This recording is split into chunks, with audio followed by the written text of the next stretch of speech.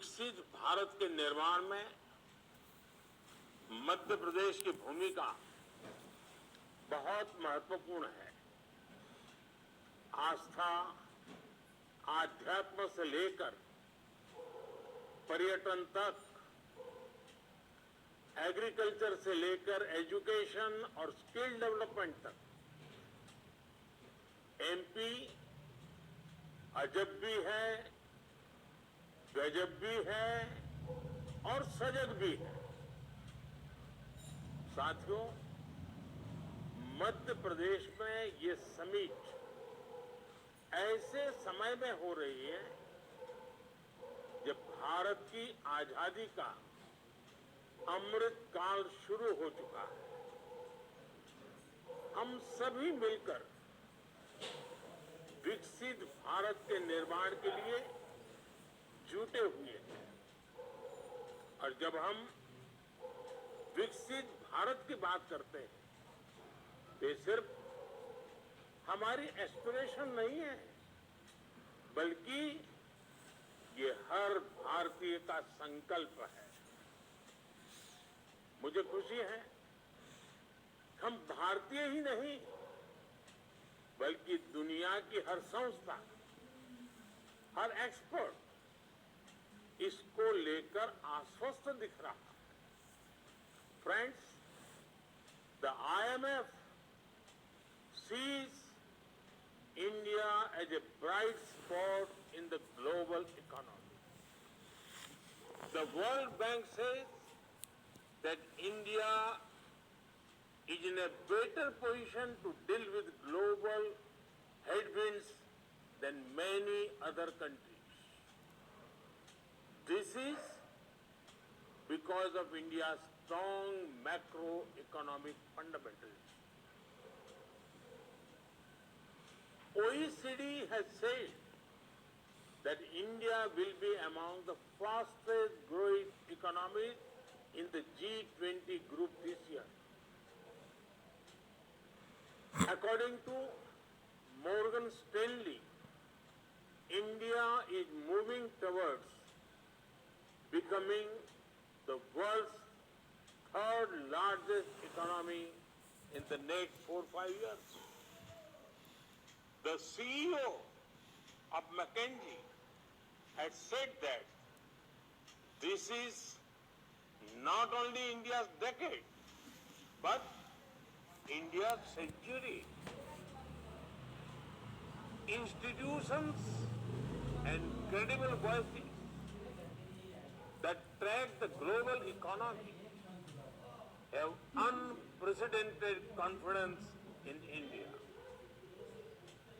The same optimism is also shared by global investors.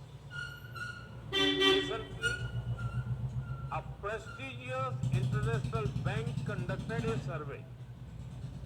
They found that a majority of the investors prefer India.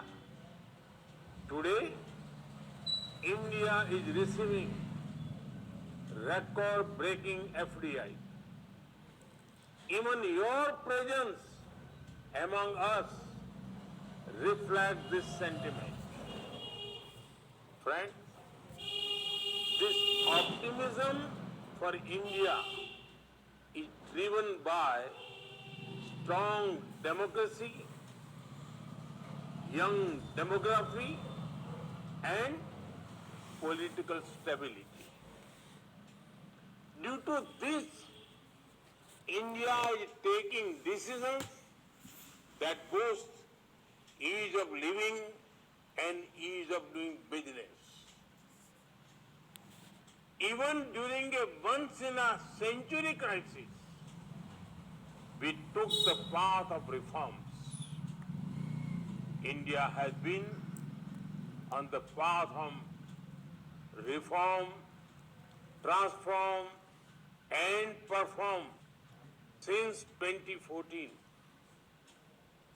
The Atmanirbhar Bharat Abhiyan has imparted greater momentum to it. As a result, India has become an attractive destination for investment. साथियों, एक स्थिर सरकार, एक निर्णायक सरकार, सही नियत से चलने वाली सरकार विकास को अभूतपूर्व गति देकर दिखाती है। देश के लिए हर जरूरी फैसले उतनी ही तेजी से लिए जाते हैं। आपने भी देखा है कि कैसे बीते 8 वर्षों में हमने रिफॉर्म की स्पीड और स्केल को लगातार बढ़ाया है। बैंकिंग सेक्टर में रिकैपिटलाइजेशन और गवर्नेंस से जुड़े रिफॉर्म्स हो, आईबीसी जैसा मॉडर्न रिजोल्यूशन फ्रेमवर्क बनाना हो, जीएसटी के रूप में वन नेशन वन टैक्स जैसा सिस्टम बनाना हो, कॉर्पोरेट टैक्स को ग्लोबली कॉम्पिटिटिव बनाना हो, सोवरेन वेल्थ फंड्स और पेंशन फंड्स को टैक्स में छूट हो, अनेक सेक्टर्स में ऑटोमेटिक रूप से 100% एफडीआई की परमिशन देना हो, छोटी छोटी आर्थिक गलतियों को डीक्रिमिनलाइज करना हो, ऐसे अनेक रिफॉर्म्स के माध्यम से हमने इन्वेस्टमेंट के रास्ते से कई रोड़े हटाए हैं। आज का नया भारत अपने प्राइवेट सेक्टर की ताकत पर भी उतना ही भरोसा करते हुए आगे बढ़ रहा है। हमने डिफेंस, माइनिंग और स्पेस जैसे अनेक स्ट्रेटेजिक सेक्टर्स को भी प्राइवेट सेक्टर के लिए खोल दिया है। दर्जनों लेबर लॉज को 4 कोर्स में समाहित करना भी अपने आप में एक बहुत बड़ा कदम है। साथियों, कंप्लायंसेस के बोझ को कम करने के लिए और उसके लिए केंद्र और राज्य दोनों के स्तर पर अभूतपूर्व प्रयास चल रहे हैं। बीते कुछ समय में करीब 40,000 कंप्लायंसेस को हटाया जा चुका है। हाल ही में हमने नेशनल सिंगल विंडो सिस्टम शुरू किया है, जिससे मध्य प्रदेश भी जुड़ चुका है। इस सिस्टम के तहत अभी तक लगभग 50,000 स्वीकृतियां दी जा चुकी। साथियों, भारत का आधुनिक होता इंफ्रास्ट्रक्चर, मल्टी मॉडल होता इंफ्रास्ट्रक्चर भी इन्वेस्टमेंट की संभावनाओं को जन्म दे रहा है। 8 वर्षों में हमने नेशनल हाईवे के निर्माण की स्पीड दोगुनी की है। इस दौरान भारत में ऑपरेशनल एयरपोर्ट की संख्या दोगुनी हो चुकी है। भारत की पोर्ट हैंडलिंग कैपेसिटी और पोर्ट टर्न अराउंड में अभूतपूर्व सुधार आया है। Dedicated freight corridors, industrial corridors, expressways, logistic parks, ये नए भारत की पहचान बनते जा रहे हैं। पीएम गति शक्ति नेशनल मास्टर प्लान के रूप में पहली बार भारत में इंफ्रास्ट्रक्चर निर्माण का एक नेशनल प्लेटफॉर्म है। इस प्लेटफॉर्म पर देश की सरकारों, एजेंसियों, इन्वेस्टर से जुड़ा अपडेटेड डेटा रहता है। भारत दुनिया के सबसे कॉम्पिटिटिव लॉजिस्टिक मार्केट के रूप में अपनी पहचान बनाने के लिए कमिटेड है। इसी लक्ष्य के साथ हमने अपनी नेशनल लॉजिस्टिक्स पॉलिसी लागू भी की। साथियों, भारत स्मार्टफोन डेटा कंजम्पशन में नंबर 1 है। भारत ग्लोबल फिनटेक में नंबर 1 है। Bharat IT BPN outsourcing distribution में नंबर 1 है। भारत दुनिया का तीसरा सबसे बड़ा एविएशन मार्केट और तीसरा बड़ा ऑटो मार्केट है। भारत के बेहतरीन डिजिटल इंफ्रास्ट्रक्चर को लेकर आज हर कोई विश्वास से भरा हुआ है। ये ग्लोबल ग्रोथ के लिए कितना जरूरी है, ये आप भली भांति जानते हैं। भारत एक तरफ गांव-गांव तक ऑप्टिकल फाइबर नेटवर्क पहुंचा रहा है, वहां तेजी से 5G नेटवर्क का विस्तार कर रहा है। 5G से हर इंडस्ट्री और कंज्यूमर के लिए इंटरनेट ऑफ थिंग्स से लेकर AI तक जो भी नए अवसर बन रहे हैं, वो भारत में विकास की गति को और तेज करेंगे। साथियों, इन सारे प्रयासों से ही आज मेक इन इंडिया को नई ताकत मिल रही है। मैन्युफैक्चरिंग की दुनिया में भारत तेजी से अपना विस्तार कर रहा है।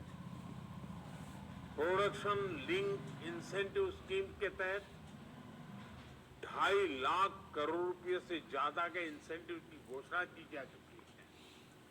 ये स्कीम दुनिया भर के मैन्युफैक्चरर्स में पॉपुलर हो रही है। इस स्कीम के तहत अब तक अलग अलग सेक्टर्स में लगभग 4 लाख करोड़ रुपए प्रोडक्शन हो चुका है। मध्य प्रदेश में भी इस स्कीम की वजह से सैकड़ों करोड़ रुपए का निवेश आया है। एमपी को बड़ा फार्मा हब बनाने में, बड़ा टेक्सटाइल हब बनाने में इस योजना का भी महत्व है। मेरा एमपी आ रहे इन्वेस्टर से आग्रह है कि पीएलआई स्कीम का ज्यादा से ज्यादा लाभ उठाएं। साथियों, आप सभी को ग्रीन एनर्जी को लेकर भारत की आकांक्षा से भी जुड़ना चाहिए।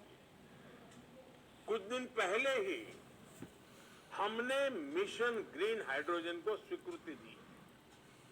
ये लगभग 8 लाख करोड़ रुपए के निवेश की संभावनाओं को लेकर आ रहा है।